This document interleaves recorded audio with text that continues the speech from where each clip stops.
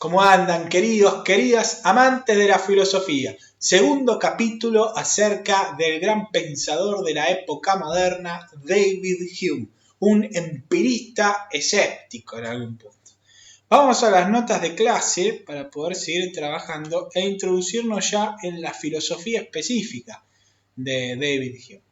Como les dije en el video anterior, David Hume va a tener una cuestión específica con relación a la naturaleza humana.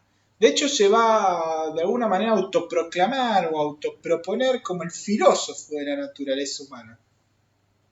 Va a decir que en tanto todas las ciencias en general están relacionadas con el ser humano, es necesario primero conocer al ser humano para saber en el fondo cómo es la relación entre todos los conocimientos de ciencia que estaban dando vuelta por ahí.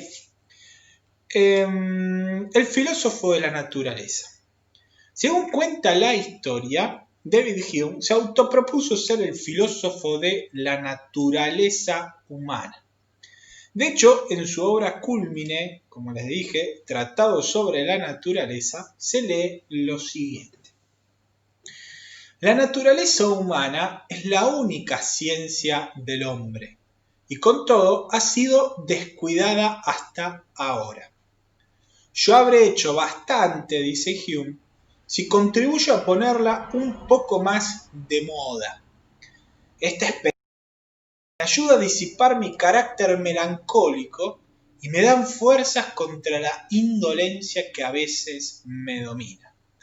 En el fondo, como les dije, David Hume se va a proponer como el gran pensador de la naturaleza humana.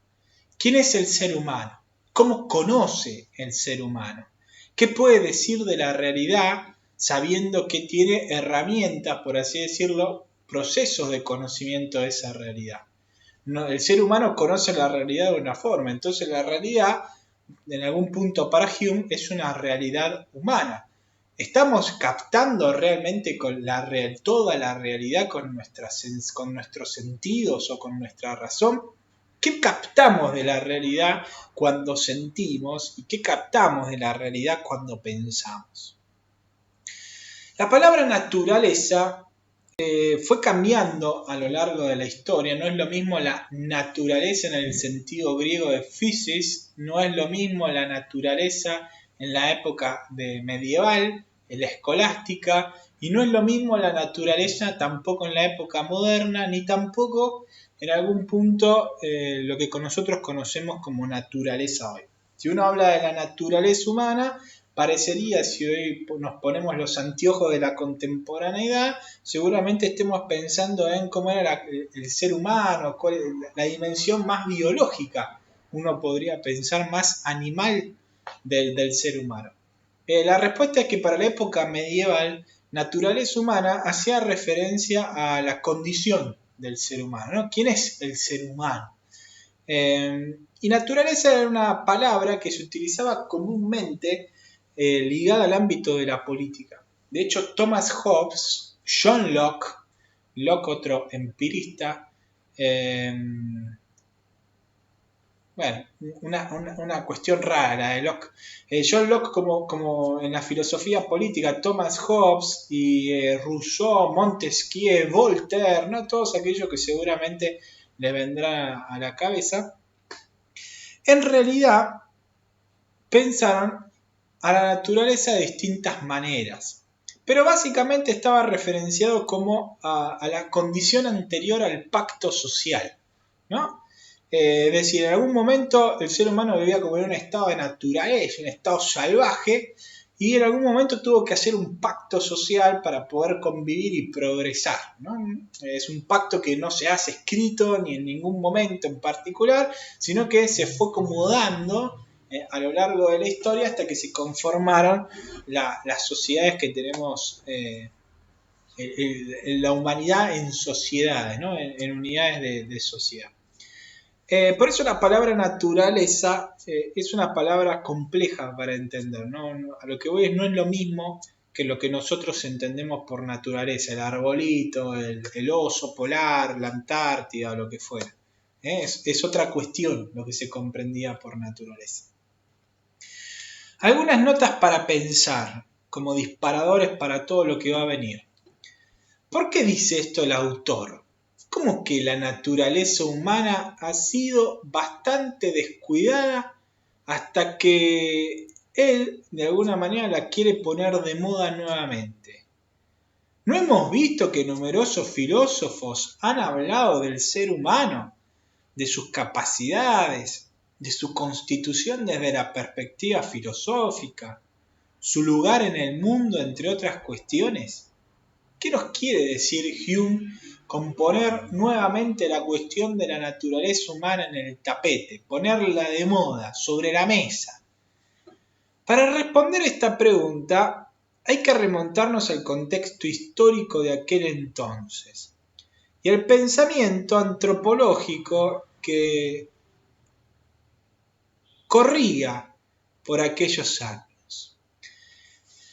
Ustedes saben que en el 1517 específicamente, comienza como hito fundamental lo que posteriormente con los años se llamará Reforma Protestante, lo que terminará siendo una de las nuevas divisiones dentro de la iglesia cristiana, donde por algún lado van a estar las iglesias de la Reforma, siguiendo el pensamiento que había planteado Lutero. Lutero será como el primero, después habrá otros personajes, Calvino, Zwinglio y otros más que irán desarrollando en distintos países de Europa el pensamiento que en algún punto nucleó o planteó Lutero en un principio. La cuestión es que había una cuestión no solo religiosa de trasfondo, sino también política, ¿no? Y la cuestión política tenía que ver con la autoridad del Papa y con la autoridad de los emperadores o reyes de entonces. Era una cuestión de autoridad. ¿Quién tenía la autoridad sobre quién? Eran dos órdenes de poder separados, era un mismo orden, etc. La cuestión religiosa, en algún punto, estaba ligada a la cuestión del pecado. Ustedes saben que, lo habrán visto en teología, que el pecado básicamente en la iglesia tiene que ver con la separación del ser humano con Dios. Entonces, si vos estás en estado de pecado, significa que tenés rota la relación con Dios. Que en el fondo, todos nacemos con un pecado original, nacemos separados en algún punto de Dios, hasta que nos bautizamos y el bautismo de alguna manera borra ese pecado original y por lo tanto el ser humano tiene posibilidad nuevamente de ser salvado, de tener vida eterna en comunión con Dios, cosa que si en el estado de pecado no podía.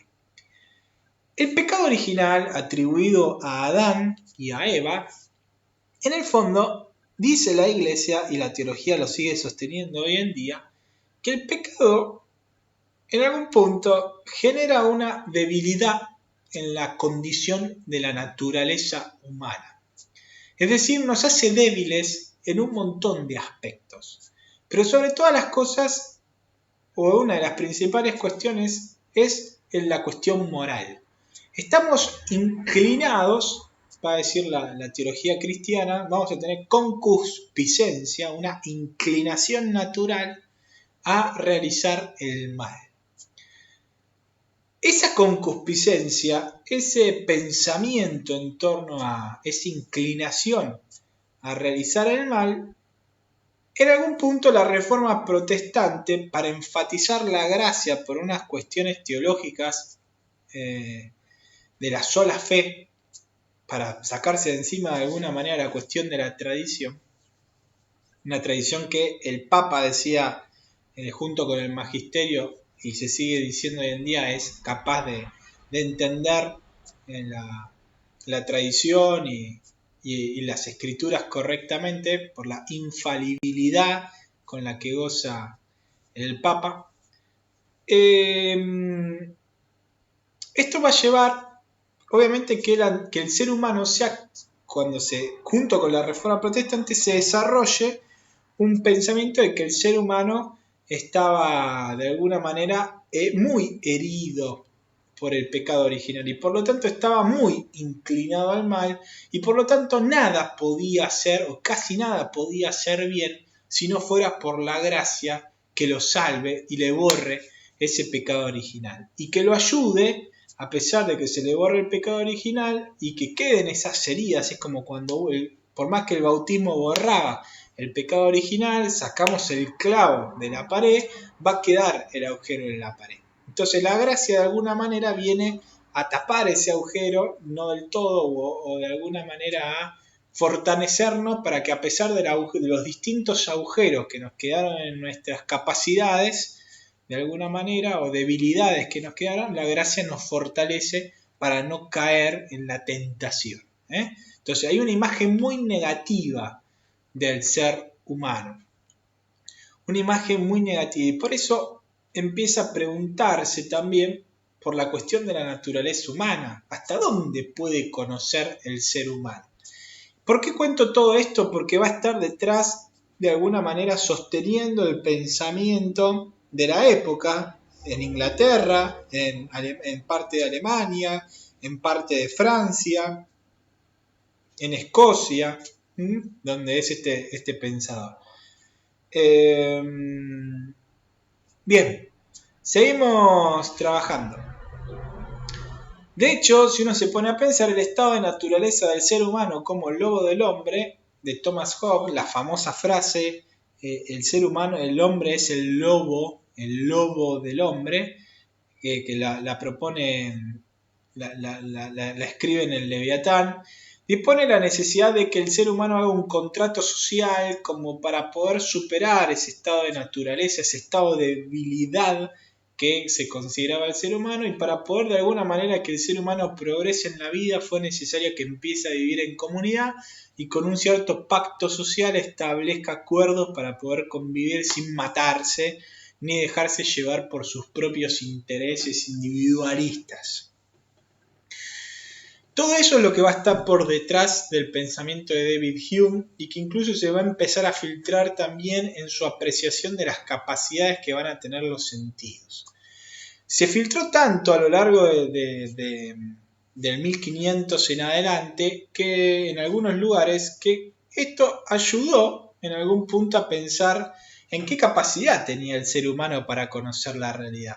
Un ser humano que está herido por el pecado y que es concebido como aquel que no lo puede hacer todo, porque en el fondo parecería una gran soberbia que nosotros podamos decir que podemos conocer toda la realidad, de alguna manera va a marcar ese trasfondo del pensamiento escéptico que se va a ir gestando en algunos pensadores como David Hume. Su motivación para estudiar la naturaleza humana radicaba en que todas las ciencias en realidad terminan refiriéndose al ser humano. Y por lo tanto, de esta manera, la naturaleza humana era como el punto de llegada de todas las ciencias, pero en algún punto también su punto de partida. Hume pensaba que si no conocemos como humanidad la naturaleza humana en sí misma, con la que se relacionan todas las ciencias, no se podría estar seguro de tener pleno conocimiento científico de alguna realidad. ¿Cómo podemos decir que conocemos realmente la realidad si ni siquiera nos estamos preguntando cómo las conocemos? Y cuáles son los límites de nuestras potencias de conocimiento de la realidad. ¿Hasta dónde llega la razón? ¿Hasta dónde llegan los sentidos? Entonces, ¿cómo vamos a poder decir que algo es verdadero si no tenemos ni la más pálida idea de hasta dónde llegan los sentidos y hasta dónde llega la razón? Sobre todo en este gran contexto filosófico nuevo donde el ser humano era visto como un ser humano débil, entre comillas, inclinado al mal, por eso el ser humano es el lobo del hombre, necesario de un pacto social. Ni siquiera nos pudimos poner de acuerdo de vivir sin ninguna necesidad de pacto social porque nos matábamos entre nosotros. Entonces, si ni siquiera pudimos conservar la vida, ¿cómo estamos seguros de que cómo conocemos cuando conocemos? ¿Ok? Ese es un poco el trasfondo que está detrás.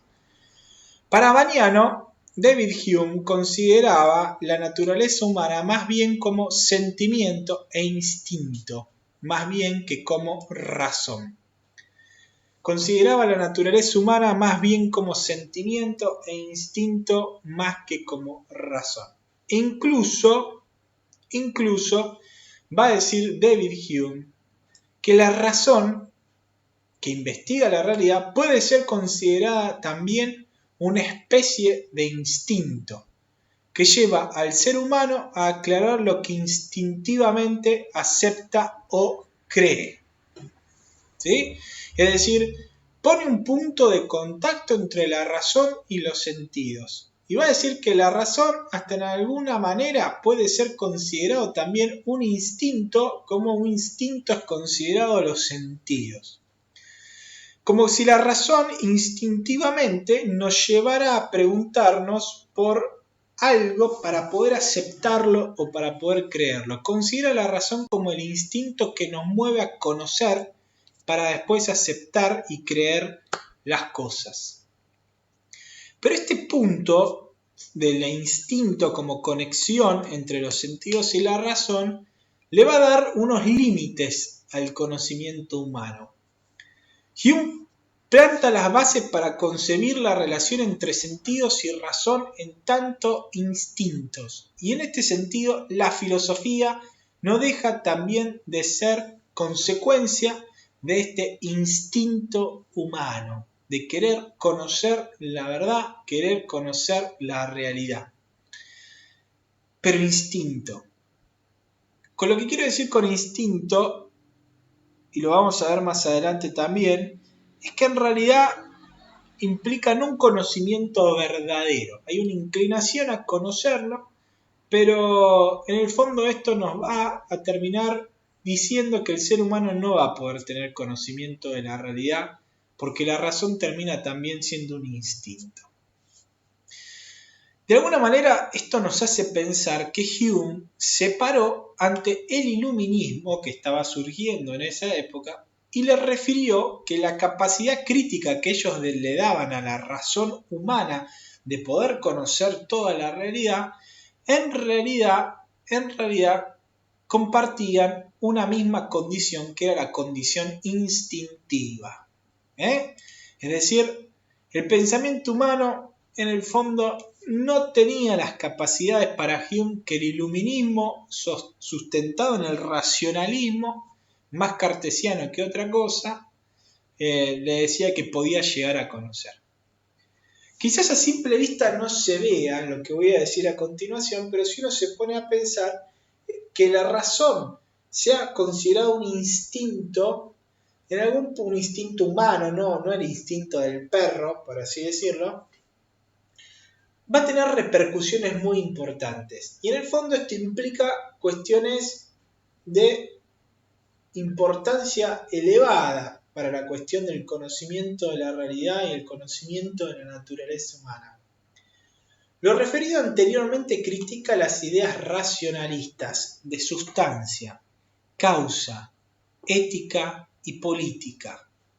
Ética y política, causa y sustancia como lo entendía el racionalismo. Sustancia, causa, ética y política van a tener otro punto de partida y otro punto de llegada. Se van a empezar a caer algunos conceptos, por ejemplo el concepto metafísico de causa. Vamos a ver que para Hume la metafísica clásica, la metafísica de los, menos la de Tomás porque no podía asegurar en un Dios, pero tampoco ni la de Aristóteles ni la de Platón, en algún punto, cuando Aristóteles hablaba de las causas primeras, la causa material, la causa formal, la causa eficiente, la causa final, va a decir que en el fondo, en tanto no vamos a poder experimentarlo con los sentidos, no vamos a poder decir nada. Decir que es verdad o que es mentira va a ser exactamente lo mismo. En realidad, sustancia, causa, ética y política van a estar relacionados más bien con las exigencias humanas y con las necesidades que el ser humano tiene para poder desarrollar su vida en este mundo, más que con causas de índole más bien metafísicas, que la razón cartesiana incluso creía poder alcanzar. Para unir el fruto de la actividad racional con el fruto de la actividad sensitiva bajo un mismo criterio de demarcación, nos lleva a dejar de lado las verdades absolutas, las verdades metafísicas, que A siempre será necesariamente la causa de B porque antes y ahora lo han sido. Y nos va a llevar David Hume a salir de la cuestión metafísica para introducirnos en la cuestión de la probabilidad. Algo que la ciencia de aquel momento no terminaba de entender y tuvieron que pasar incluso un par de siglos más para que la ciencia empiece a comprender que en realidad es un camino más para transitar la incertidumbre y que no puede conocer por la experimentación la realidad tal cual es y se nos presenta. Que va a tener el límite de llegar a decir que hasta todo lo que pasó antes y hasta el momento quizás esta fue la causa de esto, pero nada nos asegura que en un futuro sea la misma causa y por lo tanto la ciencia no nos va a permitir generar universalidades verdaderas que no van a poder ser tenidas bajo tela de juicio. La ciencia, para Hume, no tiene la verdad absoluta. Para Hume, solo se puede tener certezas o necesidad de conocimiento en el campo formal, abstracto, lógico, en el de la pura abstracción. ¿Cuál es ese campo? Y lo va a ser, obviamente, el campo de la aritmética, el de las sumas, por así decirlo, el campo de la geometría y el campo del álgebra. Esos tres campos, los campos matemáticos por excelencia, van a ser los únicos que para David Hume van a ser verdaderos. Y ya vamos a ver por qué. En el campo de lo empírico, es decir, de la experiencia que uno puede tener por medio de los sentidos, de la única realidad que el ser humano vive, no se puede tener ningún tipo de certeza absoluta sobre ninguna cuestión. Sobre ninguna cuestión. Al poner a la razón como un instinto en relación con los sentidos, Hume debe oponerse a cualquier idea de teología o religiosidad trascendente, al igual que a toda metafísica ontológica u ontoteológica, dado que ésta no se basa en la experiencia, a pesar de que parta de esta, en el mejor de los casos, como por ejemplo lo proponía Aristóteles o Platón. ¿No? Hemos visto que Platón, que Aristóteles, Santo Tomás de Aquino partían de la realidad para hablar de otra cosa. Ese salto que hacen para hablar de otra cosa, para Hume en realidad estaba sustentado en la misma nada. No se puede decir que es ni verdadero ni falso. No tiene sentido hablar. La metafísica no es un conocimiento sobre entes abstractos relativo con los números, sino más bien ni tampoco con la realidad en sí misma por medio de la empiria, porque no podemos llegar a la noción de causa primera como llegaba Aristóteles haciendo experimentos. Y por lo tanto es imposible para él decir algo verdadero, más que probable, la probabilidad va a ser lo máximo que va a poder llegar a decir con respecto a la realidad en la que vivimos. Al conocimiento de las sustancias, causas primeras, ni Aristóteles, ni Platón, ni Santo Tomás llegaron por el razonamiento experimental. De forma que, vuelvo a insistir, no se puede decir nada en relación a la metafísica clásica. No lo puedo experimentar, no puedo decir nada. Para Hume, las percepciones del ser humano se dividen en dos clases según los criterios de fuerza y vivacidad con las que esas percepciones de los sentidos o lo que uno sienta impresionen nuestra conciencia o nuestro espíritu. Según la vivacidad de la percepción y su fuerza con la que va a imperar en nosotros, se va a poder llamar impresión o se va a poder llamar ideas o pensamientos. Por eso, importante ver que la razón era un instinto también a la manera de los sentidos. ¿Cuáles son las impresiones? Bueno, son las percepciones de nuestros sentidos, las pasiones que tenemos y las emociones que sentimos.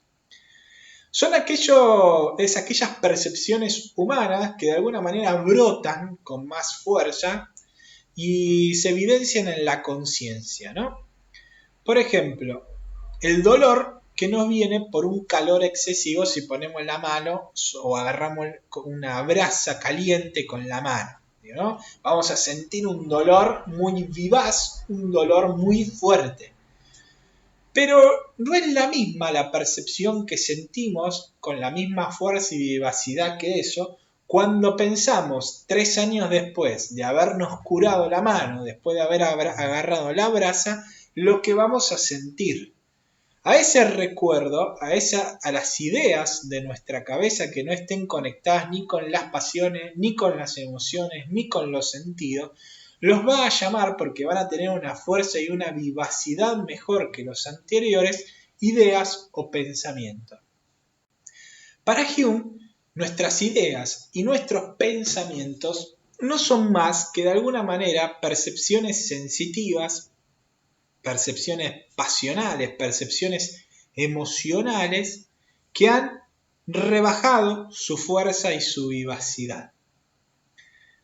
Son como imágenes debilitadas que se graban en nuestra conciencia de las impresiones vivenciales que tuvimos con nuestro sentido, las pasiones o las emociones.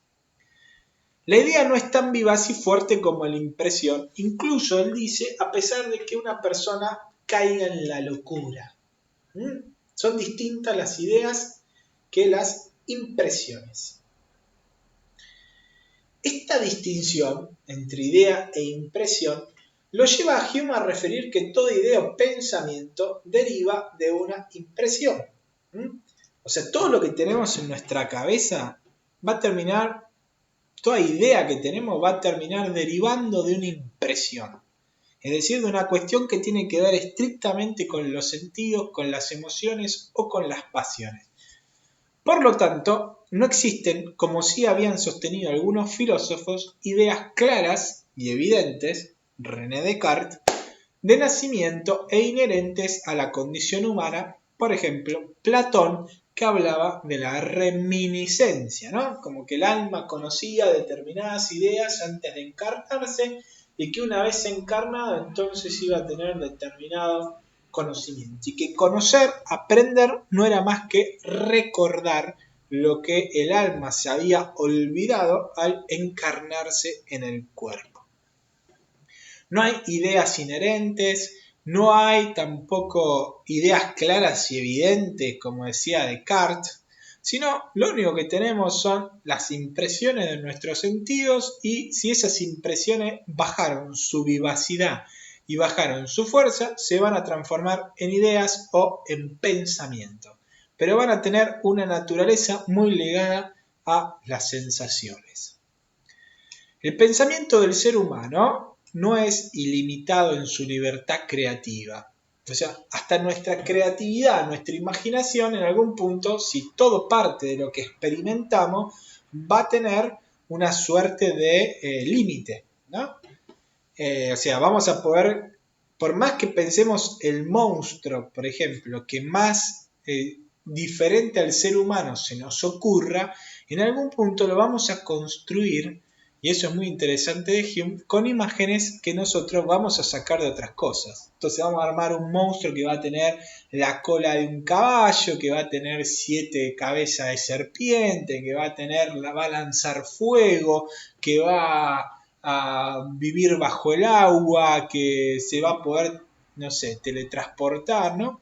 Todas cosas que en algún punto tienen que ver con la forma en que experimentamos la realidad. No vamos a poder pensar absolutamente nada que se escape a algo que esté en relación con la realidad. Incluso la teletransportación, uno podría pensar, la hemos percibido, no la teletransportación en sí, pero sí la idea la podemos concebir como la idea del espacio y tiempo. De repente se da una suerte de anomalía y entonces uno aparece en otro lugar.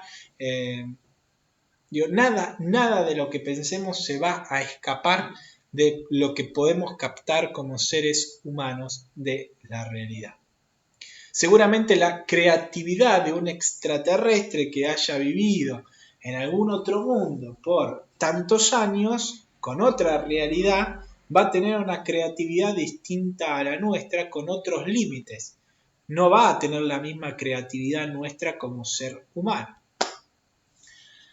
Siguiendo lo anterior, se puede decir que si Descartes había encerrado al ser humano al límite de las posibilidades de su conciencia, y la verdad solamente se acuerdan iba a estar en esa verdad absoluta que lograba su conciencia al percibir que mientras pensaba se daba cuenta que estaba pensando y que por lo tanto existía, Hume lo va a encerrar en las impresiones que el ser humano va a poder captar de la realidad. En ambos coinciden. El ser humano no puede ir más allá de sí mismo. Los límites de sus capacidades de conocimiento de alguna manera le ponen un límite. El ser humano conoce la realidad con un instrumental. Es como si queremos conocer, no sé, nos metemos en una resonancia, en un resonador magnético, vamos a conocer la realidad de lo que pongamos adentro del resonador según las capacidades de percibir longitudes de onda, imágenes o lo que fuera del resonador. Lo mismo nos pasa a nosotros. Conocemos la realidad filtrándola. La filtramos por nuestros sentidos, la filtramos por nuestra razón, la filtramos en el fondo por cómo conocemos. Esto lo va a explotar Kant de una manera fenomenal y lo vamos a ver la clase que viene, logrando una síntesis entre sentidos y razón. De alguna manera, esto va a ir consolidando la famosa frase de que la época moderna se transformó en un antropocentrismo, en un egocentrismo. Es decir, donde el ser humano pasa a ser, de alguna manera, el centro del universo. Y en algún punto, esto está fundado justamente en el ámbito de la filosofía. Porque el ser humano comenzó a tener conciencia de que solo va a poder conocer la realidad según sus capacidades humanas. Y por lo tanto, la realidad va a ser la realidad humana, no la realidad en sí misma. Esto Kant le va a poner, lo vamos a ver en la clase que viene, el nombre de fenómeno a lo que el ser humano puede construir, el objeto que puede construir, el objeto de conocimiento que puede construir de la realidad, y le va a llamar noúmeno a la realidad en sí misma que el ser humano no va a poder acceder en su totalidad porque filtra la realidad con sus sentidos y con su forma de razonar. Para pensar, el hecho de intentar explicar el mundo desde el juego de relaciones de ideas sustentadas en percepciones de la realidad no le va a conducir a Hume más que a caer en una especie de escepticismo. No va a poder fundar la realidad en algo más que las percepciones del ser humano. De por sí parecía muy difícil que por su punto de partida hubiera podido llegar a algo más que eso. El escepticismo está claro en el pensamiento de Hume, no puede afirmar, no va a poder negar nada acerca de la realidad porque en el fondo van a terminar siendo impresiones y esas impresiones no son relativas con el ámbito de la verdad, no se corresponden con la verdad. Uno podría decir que los universales de la época medieval no son más que el resultado de hábitos de considerar ideas distintas como unidas o relacionadas entre sí. Cuando descubrimos cierta semejanza entre algunas ideas, a pesar de que en otros aspectos sean distintas, le damos un nombre, ¿no? Es lo que habíamos hablado con Guillermo de Ockham y el nominalismo. Por ejemplo, el concebir diversas impresiones de ciertos entes que hablan con dos piernas, que tienen una altura promedio mayor a 1,40 m de alto, dos ojos, una nariz, pelo en la cabeza, tomamos el hábito de llamar a las ideas de las impresiones que causan esos entes en nosotros un ser humano. Ya no es algo que hacemos de forma consciente. Es decir, cada vez que vemos un ente que camina con dos piernas, con más de 1,40 m de alto, no sé, que habla, que tiene nariz, que tiene dos ojos, orejas y lo que fuera, decimos es un ser humano. No estamos pensando, tiene estas características, a esto lo llamé ser humano, por lo tanto tiene que ser un ser humano. Le damos el nombre ya habituado, por un hábito, decimos que esto es un ser humano. De alguna manera, una vez formado el hábito, cada vez que veamos un ente con similares características, lo llamaremos ser humano. De hecho, fíjense que cuando vemos que alguien hace algo muy extraño o que hace algo que nosotros consideramos éticamente o moralmente erróneo, decimos que esa persona es un monstruo, ¿no? Como queriendo diferenciar que no es un ser humano propiamente dicho, no entra dentro de nuestro hábito de comparación por lo que hizo con relación a un ser humano, pero es un ser humano. Al decir ser humano, no englobamos una nueva idea ni el conjunto de todas las ideas que utilizamos para conformar la idea de ser humano que tenemos en nuestra cabeza, sino que al decir pensar ser humano, el término ser humano suscitará en nosotros el hábito de considerar ciertas ideas juntas.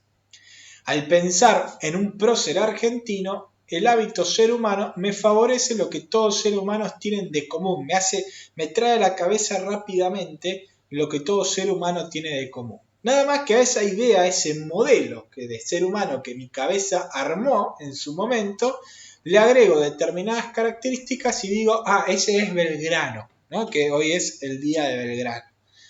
En otras palabras, es como si tuviéramos un modelo armado por semejanzas y diferencias entre muchas impresiones de entes que tienen 1,40 m, caminan, etc. Y a ese modelo que nos acerca el hábito y nos lo favorece, le añadimos o quitamos ideas para hacernos la idea tal cual está en nuestra cabeza en estos momentos pensando a Belgrano. Es como que tenemos un modelo estándar y ese modelo estándar lo tuneamos para llegar a nuestro personaje de hoy, que es Manuel Belgrano. La introducción del hábito en el marco de la diferencia entre impresiones e ideas va a convertir a los nombres de los entes en hechos de índole psicológico y no tanto del orden lógico como se venía hablando en la época medieval, generando de esta forma que los nombres sean más bien un hábito que carece en sí mismo de toda justificación lógica. Los nombres son los nombres que le ponemos a cuestiones que por semejanza armamos un modelo y que a lo sumo hacemos unas ciertas modificaciones y nos hacemos la representación mental de tal o cual persona. Vamos a parar este video acá y luego voy a terminar en el próximo video las ideas principales de Hume para hablar un poco más de esta cuestión de las relaciones que se van dando entre las ideas que vamos conformando en nuestra cabeza. Nos vemos en el próximo video acerca de David Hume.